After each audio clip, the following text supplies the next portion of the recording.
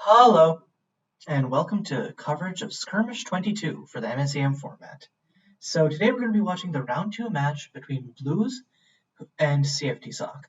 So unlike our monthly Grand Prix tournaments, we generally don't know what people are on for Skirmish tournaments. However, looking at Blues' deck and field right now, hand and field right now, it looks very similar to uh, his GP deck, which is red-black dark Inscriptions, which is an aggro deck that aims to have grindy elements by using the inscription mechanic. Uh, Inscription is basically like a cipher, except I believe it casts it on attack rather than combat damage. Um, Meanwhile, it's kind of hard to read what cftsoc is on here. Stolen Secrets, Dark Bargain all indicate some sort of like mid-rangey deck. Black and green here. I want to just check cftsoc deck list from. I want to check cftsoc deck list from the GP real quick, just to see if it looks anything like this, or like if it has similar cards. Because I know it was an Abzan deck. It does have Dark Bargain. It does have Stolen Secrets. It is a green-black X deck. Prying Inquiry could be what created the clue token there. So this could be, even though it is a skirmish, it could be the GP decks facing off against each other. In which case, cftsoc is on Abzan Fjorda combo.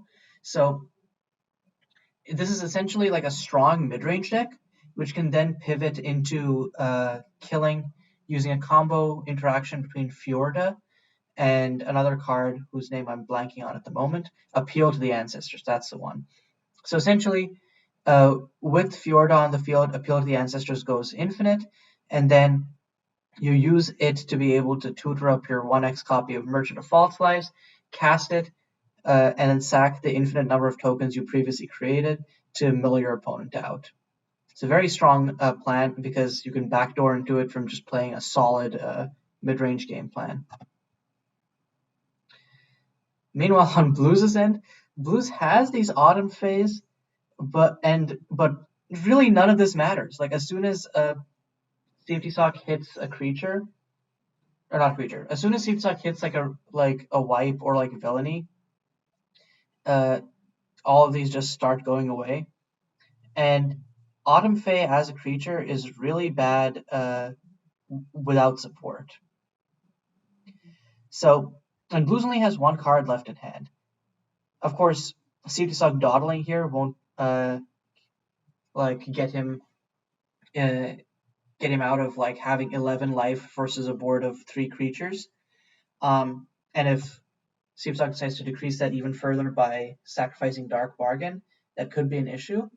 But cftsoc has 8 cards in hand, so I think should reasonably have some out to this. So cftsoc is going to crack the Dark Bargain, use it to draw a card, but that also takes down his life. Like I was talking about how like non-threatening Blues' board is, and it certainly is non-threatening. But if cftsoc is just gonna and plays another Dark Bargain, if cftsoc is just gonna tick down his own life total just to cantrip into cards and not have an actual answer for what a Blues is doing, then cftsoc is just gonna lose. Like, and cftsoc either has like the most unlucky draws of all time, or I don't see what's going on here. I guess on end step though, cftsoc can crack Dark Bargain, crack a clue, cantrip 2 times more. And Blues top decked a land, which is good news.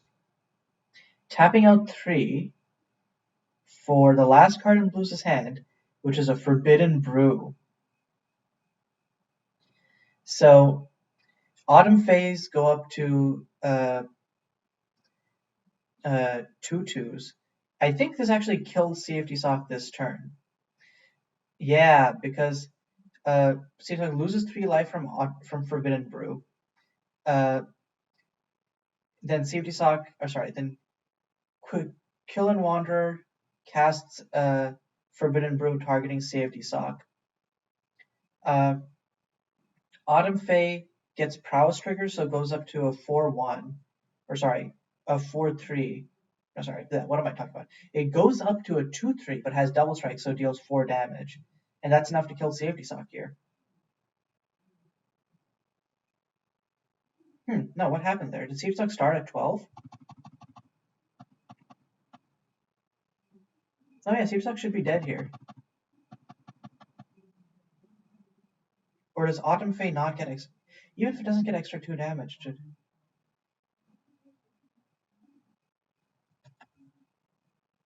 Okay, I forgot that Inscribe doesn't cast and then you can't, like, it doesn't cast and then add on. So I thought that Inscribe both cast the spell and also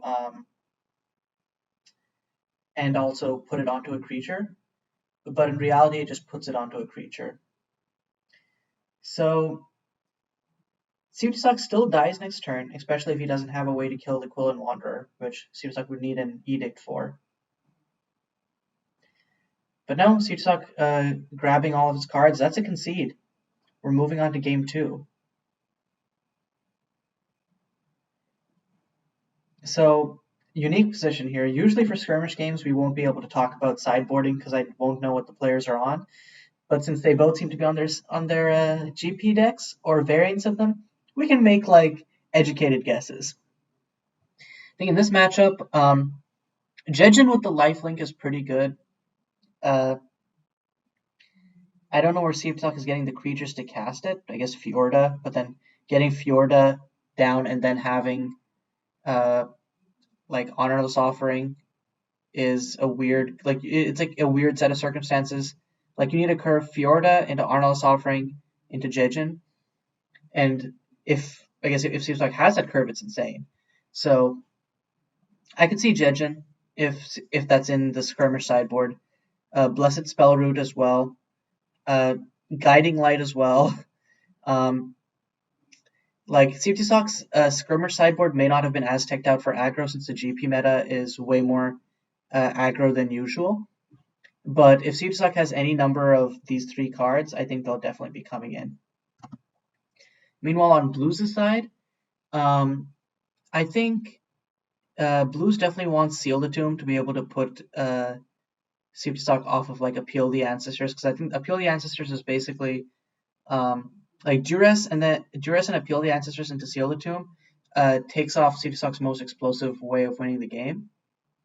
It forces cftsoc to play the fair game, which, you know, with Villainy and some other lifelink creatures like Jejin, isn't like that tall in order, but, you know, it's still strong. Nature's Claim for the Villainy is gaining your opponent 4 life is definitely a problem, but I think versus Villainy, it's definitely worth it. More Quillen Wanderers because unless cftsoc has sideboard Memento Moris in the skirmish sideboard, Quillen Wanderer is just good. And I think that's about it. I think Potion is not something that would be in the skirmish sideboard, so there's probably other slots here that we aren't seeing. Anyways, so we missed the turn 1. I guess cftsoc started, played a Cradle of Corruption tapped. Meanwhile, Blues played a Shock Fetch, Search for Rampant Summit, and then played Quillen Wanderer turn 1. cftsoc playing the Shock Fetch untapped. Playing Dark Bargain. And yeah, I guess unless cftsoc draws into like a Villainy, his like Cantrip Suite is so hard in his life total. Yeah, just grabbing another swamp. I think most of cftsoc deck is black, except for the odd splashes of white for Fjorda and green for Appeal to the Ancestors. Playing Stolen Secret's going to name creature. Hits a Sharo Handmaiden, which is what you always want to see. So we're seeing the Nature's Claim and Seal the Tomb, which means Blues did side those in. Next turn, though, Blues can drop the Tiernan Pyromancer, and that's a solid like curve right there. And then attack for 1 with the Quillen Wanderer, but I think once Blue starts drawing into Inscribe cards, it gets a lot crazier. So tapping 2 takes 2 as well because both these are pain lands, but I think Blues is okay because Blues is playing with the beatdown in this matchup. So, and yep, playing the turn in Pyromancer. I wonder what's up with all of these off-color fetches. Anyways, has a strike from Shadows to be able to kill Tiernan Pyromancer, and plays the shock fetch tapped. Have I been evaluating this deck wrong? Is it really cftsoc GP deck? It seems very similar. Did cftsoc GP deck have... It did have Flooded Depths and the Shardstone Rift, so it does have the off-color fetches. I wonder what the reason for so many fetches are. I should ask him when he plays the GP games. Anyways, Blues tapping 2, Chigao probably naming Tiernan Pyromancer. Oh no, Ashara's Handmaiden. Never mind, because cftsoc discarded it with Stolen Secrets.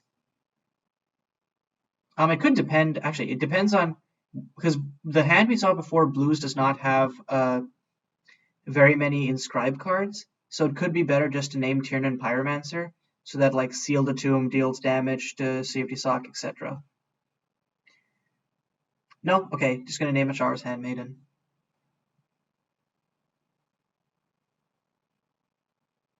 Yeah, Blues has all outs pretty well covered here. Like cftsoc could curve, let's say, like next turn, play a land, play Villainy, shock face, and gain 2. But then on Blues' next turn, Blues just nature claims the Villainy. cftsoc does go back to... That would put cftsoc back to over his starting life total, but Blues would still have the tempo advantage. So cftsoc is playing another shock fetch, this time untapped. So he could be seeing the line of Villainy into another black non-creature spell.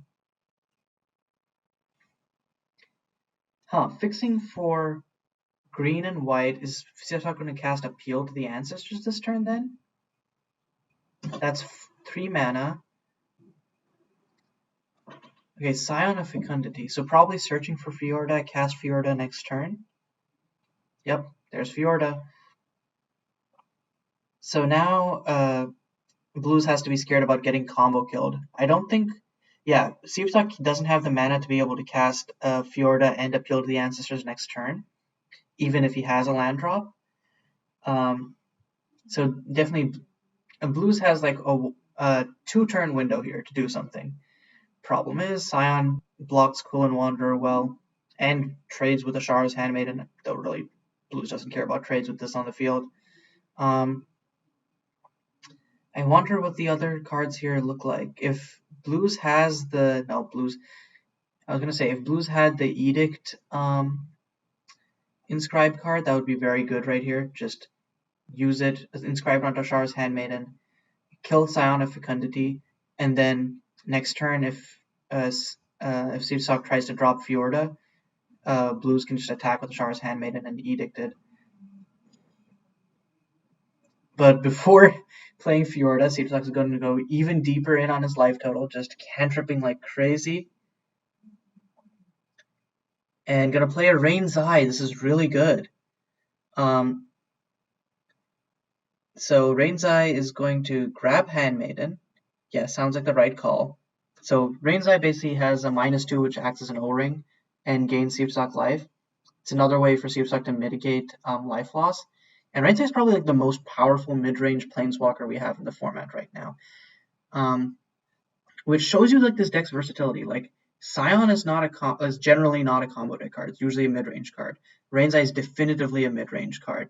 But cftsoc has found this like strong mid-range shell, and then just put this combo kill into it, and has like some reasonable controlling elements for good measure.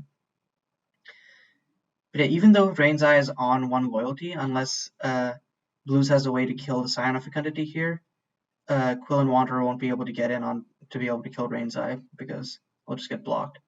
So Blues really needs the Edict inscribe card right here. Or Searing Script, that does work. So going to play Searing Script and then bring back Ashara's Handmaiden. So that game, Rain's Eye, though strong, ended up basically playing out as a gain 2 there. And Way of the Dragon. really strong. How many other, is that the only inscription Blues has? I guess so. For some reason I thought that Blues had more. But I guess what this means is attack with Quill and Wander, Searing Script, Searing Script Scion of Fecundity, and then attacks him for 1. Which, a good play. Now the question is, will Blues be able to race cftsoc effectively with the board that he has now? cftsoc does have 6 cards in hand, so I think it will be very dicey. But let's see.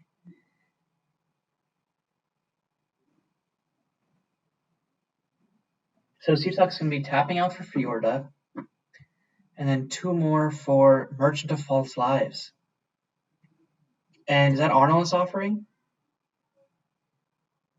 Yep, here we go. Arnold's offering for for x equals 1. So the text on Fjorda here is actually wrong.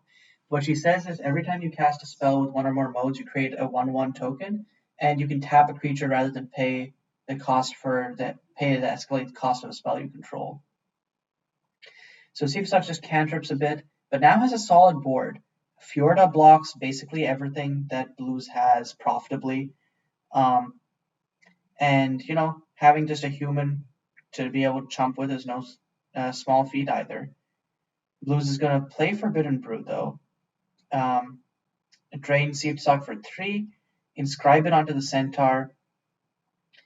This is strong. So cftsoc will now be taking 5 more from Quill and Wanderer just attacking. If Blues has another one of those, that's game. No, but Blues is just going to end. I guess Blues doesn't want to get chumped before he can kill cftsoc. I'm still don't know about this. Because if cftsoc has Memento Mori, could just strike through shadows, Asharos, and then Memento Mori the Quillen, and it's a very sad time for everyone involved. Or I guess if cftsoc has appeal, because cftsoc has been cantripping God knows how much, cftsoc just wins the game on the spot here. Though given how much time cftsoc is spending thinking here, I doubt, because I think that would just be the obvious play. What this does do is it's a rattlesnake that prevents cftsoc from cantripping anymore unless he's 100% certain he's going to hit appeal to the ancestors. Because if he cantrips twice more here, Quill and Wanderer is lethal next turn. Also does not have a white source to be able to cast Guiding Light. Ooh, tapping out for... Okay, Villainy does help. So Villainy, Dark Bargain, Shock Asharos, gain 2. Ooh, in response, Blues is going to pump the Asharos Handmaiden. No, Nature's Claim, Villainy. So cftsoc gains 6 here, which is really good. That basically protects him from Blues' 1 out, which is attacking with a super inscribed Quill and Wanderer. Killing Asharos also makes the plan of have a bunch of burn and then inscribe it onto Quill and Wanderer impossible. Actually, not impossible. Never mind. I keep forgetting that Blues has this Chigao to just be able to recur Asharo's Handmaiden. But yeah, with Blues on 1 card in hand, it really comes down to luck of the top deck. And Blues himself recognizing that, saying, now I need to draw more inscriptions to kill. Though I think Blues is referring to the fact that more than 1 inscription would have done it there. Blues now needs more. Is this the Edict one? No? Okay, it's an Autumn Fae instead. And then recast Asharo's Handmaiden. Yep, Ology coming. She's back. And then, I think Blues. So wait, what happened? So next turn, Blues attacks with Quill and Wanderer. cftsoc takes 5. Autumn Fae triggers twice, becomes a 2/3, deals 4 damage in the sky. So that would be 9 damage that cftsoc can't block. Oh, Blues is attacking now. Whoa. Whoa, whoa, whoa. I'm surprised. I guess Blues is going to use the Searing Script to kill Merchant of False Lives and then just Forbidden Brew face. Yeah, okay, that makes sense because cftsoc no longer has a Fjorda to profitably block here.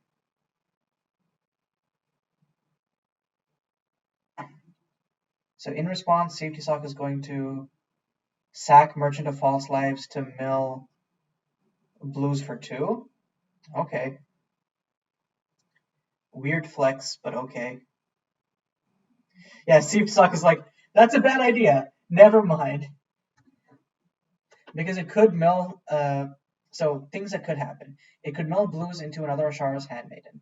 It could potentially mill Blues into like more Inscriptions, and then Blues top decks Way of the Dragon.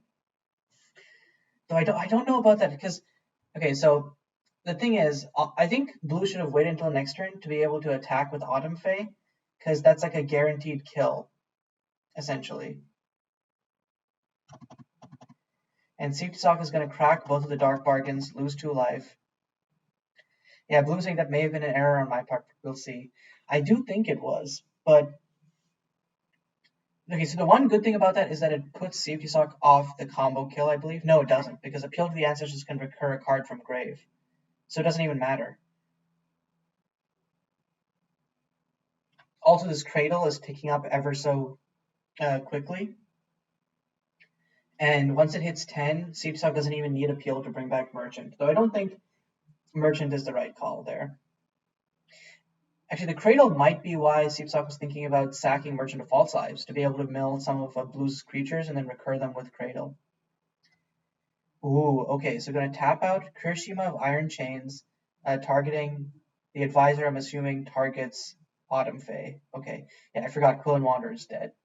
So now Blues doesn't have a way to kill in the air, unless Blues draws into Searing Script, kill the Advisor, put it onto Autumn Fae, attack with Autumn Fae that deals 2 damage to face. Autumn Fae gets pumped up to a 4/4. That's 6 damage. Blues would need 1 more to be able to kill cftsoc next turn. And cftsoc swings in with Fjorda. I don't think Blues needs to block here. Yeah, no. So yeah, Blues' out is solidly Searing Script, as far as I know. And there's one card that Blues has just been holding in hand, not playing. Don't know what it is, but that's a Swamp. I'm hoping that's the card that Blues was holding up and not what Blues just top decked. Oh, so I think Blues just conceded there. I don't know that that game was over, but it was pretty solidly. Like, I guess the worry is that Kirishima next turn, cftsoc can just keep up the mana to keep making Advisors on Autumn Fae. But I think Blues could still burn out cftsoc there. Anyways, we're going to a game 3. Blues is going to be on the play. cftsoc is sideboarding, so I'm interested in that. Maybe cftsoc has like a different game plan on the draw than on the play. So both players, oh no, not both players. Blues is going to keep at 7. cftsoc mulling to 6, which, you know, on the draw, so not that bad. And yeah, keeps at 6. So Blues playing out a Wayfarer Shrine, turn 1 Duress maybe? Or turn 1 Quill and Wanderer. I don't think Blues' GP deck did not have a Forest, which struck me as a mistake. But no, just gonna grab a mountain. That's probably like the land that cftsoc least worried to see turn 1, because it really means that Blues doesn't have a play other than Searing Script you in the face.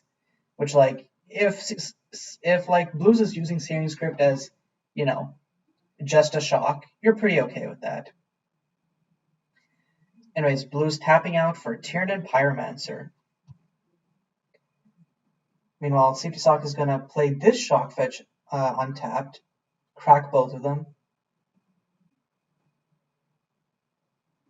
and plays a Strike from the Shadows, killing the Tiernan Pyromancer. Yeah, in this matchup, you really just want to keep Blues off creatures, because half of Blues deck doesn't function without a creature in play. As I say that, Blues has a replacement Tiernan Pyromancer. And unfortunately, cftsoc does not have another Strike from the Shadows. Instead, Prying Inquiry. Ouch. 3 Tiernan Pyromancers plus Autumn Fae. You are taking the Chigao for sure. Because if you grab something else, Blues will just play a creature next turn. Yeah, sorry, Blues will just, if you grab any of the other creatures, Blues will just play Chigao at some point and then, like, name the creature that is in grave. And cftsoc, I think, missed a land drop there. That's definitely worrisome. I wonder what the other 5 cards in cftsoc hand are. Meanwhile, Blues can just go ham, Tiernan Pyromancer, Autumn Fae. Yep. And see, this is me and the boys waiting to have a non-creature spell. All of these prowess creatures, no non-creature spells. Losing the Chigao would really hurt because it would count as a prowess trigger. And cftsoc just cracks the clue and passes. No land drop. And has a full playset of Tiernan Pyromancers. Oh my god. Yeah, this is just really something. It's like that one meme where it's like, in 3 hours you are going to die. It's just that the Pop Team Epic person holding a hammer over a TV. So it's that, except Blues being like, as soon as I draw a non-creature spell, you are dead. But, that's a Rampant Summit, which, that's a land. And a Quillen Wanderer. This is all creatures, but none of the gas that Blues needs. And yeah, Blues is just going to pass here. Blues is just banking on top deck an Inscribe spell, put it on Quillen Wanderer, or put it on Autumn Fae, and then just go ham. Meanwhile, cftsoc is staunchly refusing to draw lands here.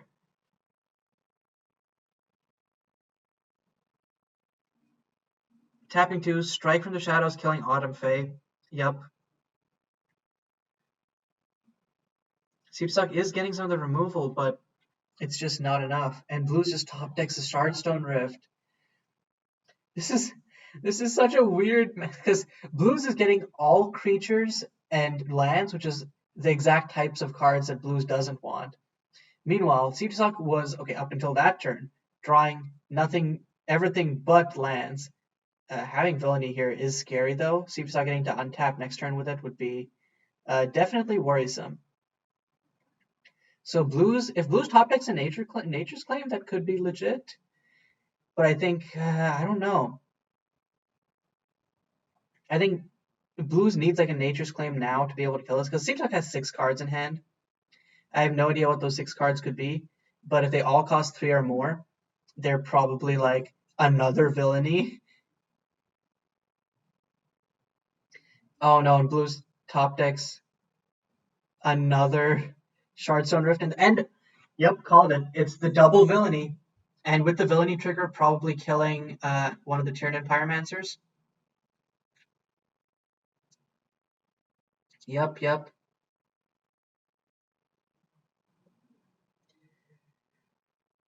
And this is an amazing spot for cftsoc, because the life gain just outraces anything that Blues can put out. Let's see, what did Blues get here? No, it's another land! No! This is the worst. This is actually this is such bad luck for Blues here. Right before this, we were spectating a GP match which featured Blues, and in that match, Blues' opponent got flooded and then mana screwed games 2 and 3 respectively. So this feels like some sort of cosmic karma whiplashing on Blues right now. Stolen Secrets doesn't even need Blues to have a hand. This is being cast without the intent of actually catching something. It's just, I'm going to machine gun down your board with these 2 villainies, gain a bunch of life. Like, Blues' only saving grace is Quill and Wanderer having hexproof here, and that means that there is maybe a nut draw where Blues just draws into Inscription, into Inscription, into Inscription, and then can put them all in Quill and Wanderer and then somehow outrace cftsoc despite cftsoc having 2 villainies and like a bunch of cantrips. Also this Fjorda.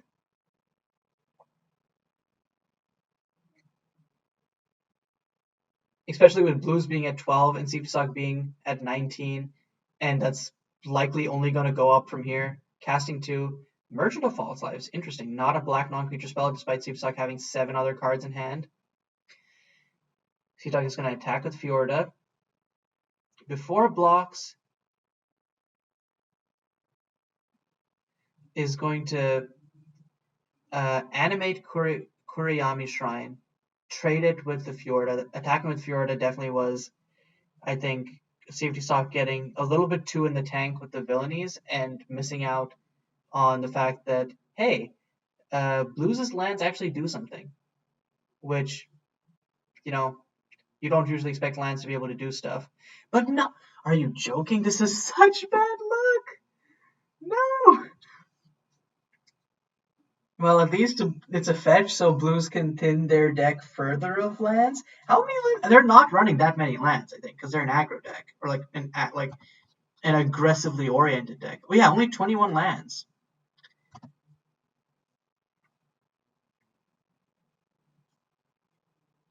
cftsoc has 8 cards in hand and double villainy. I can't see this going well for Blues.